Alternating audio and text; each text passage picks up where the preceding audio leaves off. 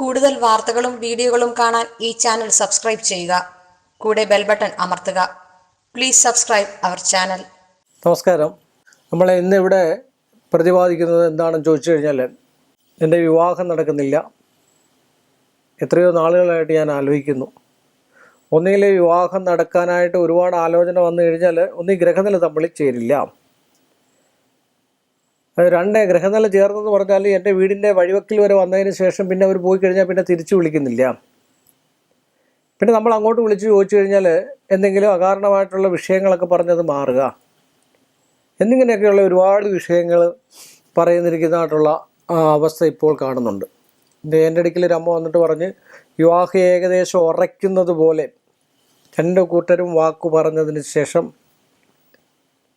വീട്ടിൽ പോയതിന് ശേഷം പിന്നീട് ആ പെൺകുട്ടി വിളിച്ചിട്ട് പറഞ്ഞു, എനിക്കിതുപോലെ ഇഷ്ടമൊരെണ്ണമുണ്ട്, അതുകൊണ്ട് എനിക്ക് ഈ വിവാഹത്തിന് താല്പര്യമില്ല, ഇന്ന ആളിനെ എനിക്ക് ഇഷ്ടക്കേടുകൊണ്ടല്ല. ഇങ്ങനെയൊക്കെ സംഭവിക്കുന്നത് എന്താണ്? ഒരു കുടുംബത്തിലൊരു മംഗളകാര്യം നടക്കാൻ അസാധ്യമാകുന്നത് എന്തുകൊണ്ടെന്നാണ് ആദ്യം നമ്മൾ ചിന്തിക്കേണ്ടത്. അല്ല, നമ്മൾ ആ കുടുംബത്തിൽ വിവാഹം നടക്കേണ്ട അല്ലെങ്കിൽ നടക്കേണ്ടതായിട്ടുള്ള അവസ്ഥയുണ്ടായിട്ടും ആ കുട്ടിയുടെ ഗ്രഹനിലയിൽ ഇപ്പോൾ വിവാഹം നടക്കേണ്ടതായിട്ടുള്ള സമയമായിരിക്കാം. എന്നിട്ട് പോലും വിവാഹത്തിനുള്ളൊരു മാർഗം വന്നുകൂടിയിട്ട് പോലും ഈശ്വര സ്വമേധയാ കൊണ്ട് തന്നിട്ട് പോലും ആ കുട്ടിയുടെ വിവാഹം നടക്കുന്നില്ല. അങ്ങനെയൊക്കെ ഒരുപാട് കാരണങ്ങളുണ്ട്. ഒന്ന്, ഗ്രഹനിലയിൽ യോഗമുണ്ടെന്നാണ് പറഞ്ഞത്. ഗ്രഹനിലയിൽ ഇപ്പോൾ വിവാഹം നടക്കേണ്ട കാര്യമാണ്. ഒരു സ്ത്രീ പുരുഷങ്ങളുടെ ഒന്നിച്ച് ജീവിക്കേണ്ടതായിട്ടുള്ള ഒരു അവസ്ഥയുള്ള സമയമാണ്. അത് ഇത്ര വർഷം ഇത്ര മാസം ഇത്ര ദിവസം മുതൽ ഇത്ര മാസം ഇത്ര വർഷം ഇത്ര മാസം ഇത്ര ദിവസം വരെ അതിൻ്റെ ആയിട്ടുള്ള വിവാഹ ബന്ധത്തിന് അല്ലെ വിവാഹ യോഗത്തിനുള്ള സമയമാണ് എന്നാണ് ജ്യോത്സ്യം പറഞ്ഞിരിക്കുന്നത്. ആ സമയത്ത് ഒരുപാട് അലഞ്ഞിട്ട് ഇഷ്ടം പോലെ നൂറുകണക്കിന് ഗ്രഹനില വന്നിട്ടും ഒന്നും അങ്ങോട്ട് തത്തുല്യ ബലയുക്തമാകുന്നില്ല. ഇതിൻ്റെ പ്രധാന വിഷയം, ആ കുടുംബത്തിലൊരു മംഗളകാര്യം നടക്കാനുള്ള യോഗം ഉണ്ടോ എന്ന് ആദ്യം നോക്കണം. ആദ്യം നമ്മൾ കവടി വെച്ച് നോക്കിയതിന് ശേഷം ഏതൊരു ജ്യോത്സ്യൻ്റെ അടുക്കലോ ചെന്ന് കവടി വെച്ചതിന് ശേഷം അത് എന്താണ് വിവാഹത്തിന് യോഗം ഉണ്ടായിട്ടും, അപ്പോൾ അത് ഗ്രഹനിലയിലാണ് യോഗം ഉള്ളത്. അപ്പോൾ വിവാഹ സംബന്ധമായിട്ട് മറ്റു ദോഷമുണ്ടെങ്കിൽ നമ്മൾ ദൈവത്തെയൊക്കെ വിളിച്ച് പരദേവതയൊക്കെ വിളിച്ച് കവടിയൊക്കെ വെച്ച് തെളിയുമ്പോഴത്തേക്ക് മിക്കവാറും ഉള്ളിടത്ത് കാണപ്പെടുന്നതായിട്ടുള്ള ഒരൊറ്റ വിഷയമാണ് പരദേവതാ കോപം. അല്ലെ കുടുംബക്ഷേത്രത്തിൻ്റെ ഐശ്വര്യക്ഷതം, അല്ലെ കുടുംബക്ഷേത്രത്തെ ആശ്രയിക്കാതിരിക്കുന്നത്, അല്ലെ കുടുംബക്ഷേത്രം മിക്കവാറും ഉള്ള ആൾക്കാർക്ക് കുടുംബക്ഷേത്രം അല്ലെങ്കിൽ ധർമ്മദൈവം ഏതാണെന്ന് പോലും അറിയാൻ വയ്യാത്ത ആൾക്കാരുണ്ട്. അപ്പോൾ ആ ഒരു അവസ്ഥ പിന്നെ ധർമ്മദൈവം കോപിച്ചിരിക്കുന്നു, അതുകൊണ്ടാണ് ഒരു വിവാഹം എന്തോ ഒരു മംഗളകർമ്മം അവിടെ നടക്കാത്തത്. അല്ലെങ്കിൽ നിങ്ങളുടെ കവടി വെച്ച് നോക്കുമ്പോൾ ഇന്ന ഭാഗത്ത് എന്തെങ്കിലും ശത്രുതാവസ്ഥയുണ്ട്, അല്ലെങ്കിൽ ഇന്നൊരു പുരുഷൻ വന്ന് കണ്ടതിന് ശേഷം ഒരു ആജ്ഞാശിച്ച് ചിലർക്കുള്ള ഒരു പ്രത്യേകതയാണ്. ഏതെങ്കിലും വീട്ടിൽ വന്നിട്ട് പെണ്ണ് കണ്ടിട്ട് പോവുക, രണ്ടു കൂട്ടർക്കും ഉണ്ട്, പുരുഷനും ഉണ്ട് സ്ത്രീക്കും ഉണ്ട്.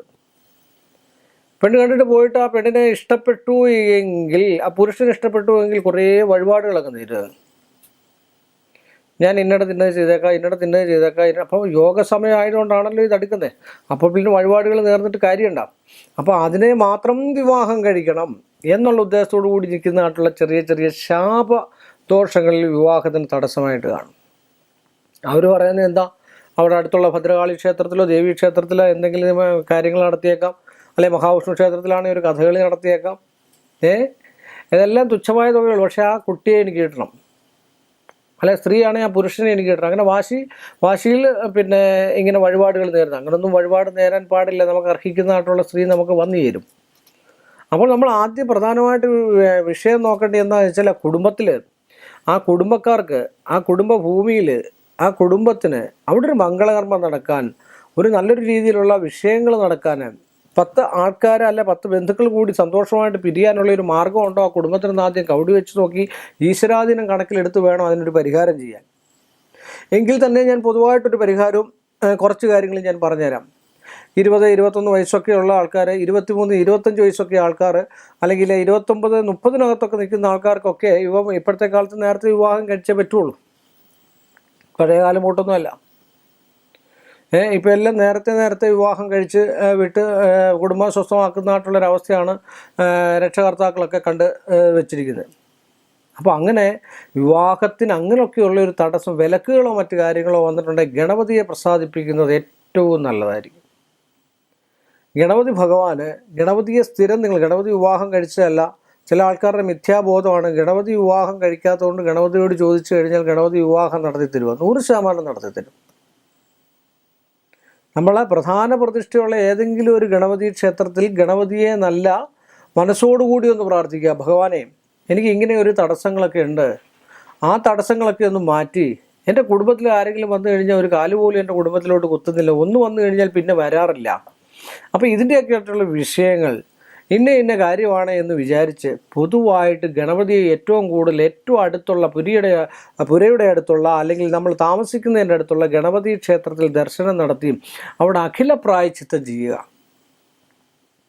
ഒരു 10-21 നാണയം എടുത്ത് കഴുകി വൃത്തിയാക്കി ഒരു പട്ടിനകത്താക്കി ഭഗവാന്റെ മുമ്പിൽ ചെന്ന് നിന്ന് ഒരു വെറ്റില പാക്കിയ നാണയം, അതിൻ്റെ കൂട്ടത്തിൽ വേറെ ഉണ്ട്, അപ്പോൾ അതിൻ്റെ കൂട്ടത്തിൽ ജ്യോതിഷ സംബന്ധമായിട്ട് പരിഹാരമായിട്ട് കണ്ടിട്ടുള്ള എന്തെങ്കിലും ഉണ്ടെങ്കിൽ അതുകൂടെ വെച്ച് ഭഗവാന്റെ അടുക്കൽ തുറന്ന് കാര്യങ്ങൾ സ്മരിച്ച് മറ്റൊരാൾ കേൾക്കാത്ത രീതിയിൽ പ്രാർത്ഥന എങ്ങനെയാണ്?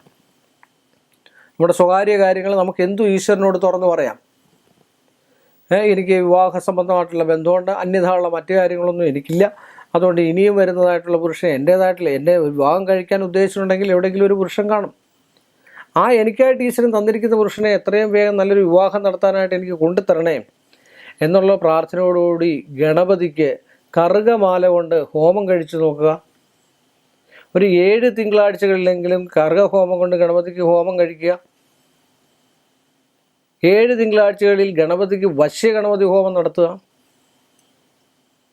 7ൻ്റെ അന്ന് തീരുന്നതിൻ്റെ അന്ന് ഗണപതിക്ക് അവലെ മലരെ എന്നിത്യാദി കൊണ്ട് പറയിടുക. എല്ലാ ദിവസവും നമുക്ക് പറയിടാവുന്നേ ഉള്ളൂ.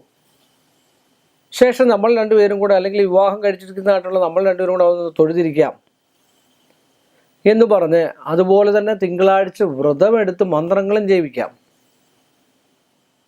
ഓം നമഃശിവായം ജപിക്കാം, ഓം ഹ്രീം നമഃശിവായം ജപിക്കാം. ഓം ഹ്രീം നമഃശിവായം മന്ത്രമായി. അപ്പോൾ ശിവനും പാർവതിയും കൂടെയുള്ള അശ്വാരൂഢ മന്ത്രം ജപിക്കാം. അതുപോലെ തന്നെ അശ്വാരൂഢ യന്ത്രം ഇടാം.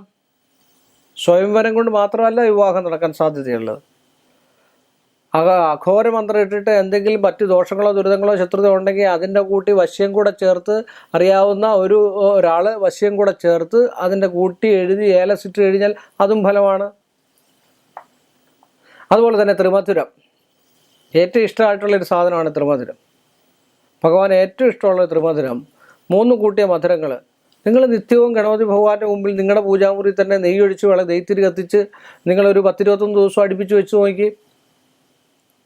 കുറേയൊക്കെ വിഷയങ്ങൾ, കുറേയൊക്കെ വിവാഹ സംബന്ധമായിട്ടുള്ള തടസ്സങ്ങളും കാര്യങ്ങളും ഒക്കെ അവിടെ ഒരു മംഗളകർമ്മമൊക്കെ നടക്കാനായിട്ടുള്ളൊരു പോസിറ്റീവ് എനർജി, അല്ലെങ്കിൽ ആ കുടുംബത്തിനൊരു എനർജി, ആ ആളിനും ഒരു എനർജി, ആ ആളിനും ഒരു സന്തോഷാവസ്ഥ, നടക്കുമല്ലോ എന്നുള്ള ഒരു അവസ്ഥാന്തരം, ഇതൊക്കെ ഉണ്ടാകാൻ ഗണപതി ഭഗവാനെ സാധിക്കത്തുള്ളൂ, സാധ്യതയുള്ളൂ. ഗണപതിയെ ഏറ്റവും കൂടുതൽ പ്രസാദം. അതുപോലെ തന്നെ അവല് കൊണ്ടും മലര് കൊണ്ടും പറയിടുക, അതൊക്കെ ഏറ്റവും ഇഷ്ടം. കുംഭോദരന് അല്ലെ മഹാഗണപതിക്ക്, ഗണേശന് ഏറ്റവും ഇഷ്ടമുള്ളതായിട്ടുള്ളൊരു സംഭവമാണ് പറയിടുക എന്ന് പറയാം.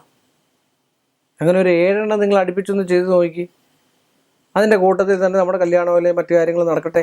അങ്ങനെ നടന്ന് കണ്ടു കഴിഞ്ഞാൽ ഒരു 101% കല്യാണം നടക്കുന്നതായിട്ടുള്ള ഒരുപാട് ആൾക്കാരുണ്ട്. പിന്നെ അത് ചെയ്യുന്നതിന് മുമ്പ് തന്നെ നമ്മൾ കവടി വെച്ച് നോക്കിയതിന് ശേഷം മറ്റുള്ള ദോഷങ്ങളുണ്ടെങ്കിൽ അതുകൂടെ മാറ്റി കളഞ്ഞതിന് ശേഷമേ ഭഗവാന് ചെയ്യാവൂ. ദോഷമായിട്ടും അങ്ങനെയൊക്കെ ആയിട്ട് പിന്നെ ഭഗവാന്റെ അടുക്കൽ ചെന്ന് ഇങ്ങനൊരു പരിഹാരം ചെയ്ത് കഴിഞ്ഞാൽ ഉടനെ വിവാഹം നടക്കണമെന്നില്ല. എങ്കിൽ തന്നെയാലും പൊതുവായിട്ട് ഞാൻ പറയുകയാണ്, അത് തന്നെയല്ല സ്വയംവര മന്ത്രങ്ങൾ ഉച്ചരിക്കുന്നത് ഏറ്റവും നല്ലതാണ്. സ്വയംവര മന്ത്രം ഒരു കാര്യത്തിന് വേണ്ടി മാത്രമല്ല ജപിക്കുന്നത്, സ്വയംവരത്തിന് വേണ്ടി മാത്രമല്ല. എല്ലാവരും വിചാരിച്ചിരിക്കുന്നത് ബ്രഹ്മഋഷി ജഗദീച്ഛന്ത ഗിരിപുത്രി സ്വയംവര പാർവതി ദേവതായ ശംഭുഞ്ജകൽ മോഹന രൂപപൂർണം വിലൊക്യലജ്ജ ഗുലിതാസ്മിതാഢ്യം മധൂകമാലാ സ്വസഹീ കരാഭ്യാം സംബിഭ്രതി മദ്രി സുധാം ഭജേയം എന്ന ധ്യാനം, ആ ധ്യാനം ജപിച്ച് അത് ചൊല്ലേണ്ട രീതിയിൽ ഓം ഹ്രീം യോഗിനി യോഗിനി യോഗേശ്വരി യോഗേശ്വരി യോഗഭയങ്കരി സകലസ്ഥാവര ജംഗമസ്യ മുഖഹൃദയം മമ വശോ ആകർഷ്യ. ആ മമ എന്ന് പറയുന്ന ഭാഗത്ത് എന്നിലേക്ക് ഇന്നാളുടെ ഹൃദയം കൊണ്ടുതരണേ എന്നുള്ള ഉദ്ദേശത്തോടു കൂടി അങ്ങനെ ആ മന്ത്രം ജപിച്ചു കഴിഞ്ഞാൽ ആ വരനെ നമുക്ക് കിട്ടുകയും ഇഷ്ടവരനെ നമ്മൾ ഉദ്ദേശിക്കുന്നതാണ്. ഒരാളെ ഉദ്ദേശിക്കണമെന്നില്ല, നല്ലൊരു പുരുഷൻ എൻ്റെ ജീവിതത്തിലേക്ക് വരണം, നല്ല നന്മയുള്ള പുരുഷൻ എൻ്റെ ജീവിതത്തിലേക്ക് വരണം, അതിൽ നിന്ന് നല്ല സന്താനങ്ങൾ ഉണ്ടാകണം, നല്ല സന്തതി പരമ്പരകൾ ഉണ്ടായിരിക്കണം, എന്നെ സ്നേഹിക്കുന്ന ഒരാളായിരിക്കണം, ആജീവനാന്തം അത് ആ ആളിൻ്റെ കൂടെ വേണം എനിക്ക് താമസിക്കാൻ. അങ്ങനെ ഐശ്വര്യസമ്പൂർണ്ണമായിട്ടുള്ളൊരു കുടുംബജീവിതവും സന്തോഷവും എനിക്ക് ഉണ്ടാക്കി തരുവാനായിട്ട് ഗണപതി ഭഗവാനോട് പ്രാർത്ഥിച്ചു കഴിഞ്ഞാൽ 100 വട്ടം ഗണപതി ഭഗവാൻ ചെറിയ ചെറിയ തടസ്സങ്ങൾ ഒക്കെ മാറ്റിത്തരാൻ പ്രാപ്തനായിട്ടുള്ളൊരു ചൈതന്യാവസ്ഥയാണ് മഹാഗണപതി. അതുകൊണ്ട് ഗണപതി ക്ഷേത്രത്തിൽ കൂടെ നിങ്ങൾ അതോ കേതുർദശയോ മറ്റു കാര്യങ്ങളോ ഒക്കെയാണ് ഗണപതിക്ക് ഏറ്റവും ഉത്തമമാണ്. കേതുവോ രാഹുവോ ഒക്കെയാണ്. കേതുവിന് ഏറ്റവും നല്ലത് ഗണപതിയെ പ്രസാദിപ്പിക്കുക തന്നെയാണ് വേണ്ടിയത്. അപ്പോൾ അങ്ങനെയുള്ള തടസ്സങ്ങളുണ്ടെങ്കിൽ അതുകൂടെ മാറിക്കിട്ടാനും, കുടുംബദോഷം ഉണ്ടെങ്കിൽ അതുകൂടെ മാറിക്കിട്ടാനും, അത് തന്നെയല്ല നമ്മുടെ കർഗഹോമം നടത്തിക്കഴിഞ്ഞാൽ കുടുംബത്തെയുള്ള ശത്രുതാവസ്ഥ മാറിക്കിട്ടാനും, ഐശ്വര്യവും സമ്പൽ സമൃദ്ധിയോ രോഗമോ ദുരിതങ്ങളോ മറ്റു കാര്യങ്ങളൊക്കെ ഉണ്ടാകാനും പിന്നെ ഉണ്ടാകാതിരിക്കാനും ഒക്കെ ഈ ഒരു അവസ്ഥ ചെയ്ത് കണ്ടു കഴിഞ്ഞാൽ ആ കുട്ടിക്ക് അല്ലെങ്കിൽ ആ പുരുഷന് വിവാഹം ഉടൻ തന്നെ നടക്കാനുള്ള സാധ്യതാവസ്ഥ വളരെയേറെയാണ്. അങ്ങനെയുള്ള ആൾക്കാർ ഇങ്ങനെയൊക്കെയുള്ള കർമ്മങ്ങൾ ചെയ്ത് കണ്ടു കഴിഞ്ഞാൽ അവരുടെ വിവാഹം നന്മയും ഐശ്വര്യവും സമ്പൽ സമൃദ്ധിയും ഉണ്ടാകട്ടെ എന്ന് പ്രാർത്ഥിച്ചുകൊണ്ട് ഞാൻ ഈ ഒരു എപ്പിസോഡ് ഇവിടെ വൈൻഡപ്പ് ചെയ്യുന്നു. മറ്റൊരു നല്ല വിഷയവുമായി നിങ്ങളുടെ മുമ്പിൽ വരുന്നിടം വരെ എല്ലാവർക്കും എൻ്റെ നിസ്സീമമായ നമസ്കാരം. കൂടുതൽ വാർത്തകളും വീഡിയോകളും കാണാൻ ഈ ചാനൽ സബ്സ്ക്രൈബ് ചെയ്യുക. കൂടെ ബെൽ ബട്ടൺ അമർത്തുക. Please subscribe our channel.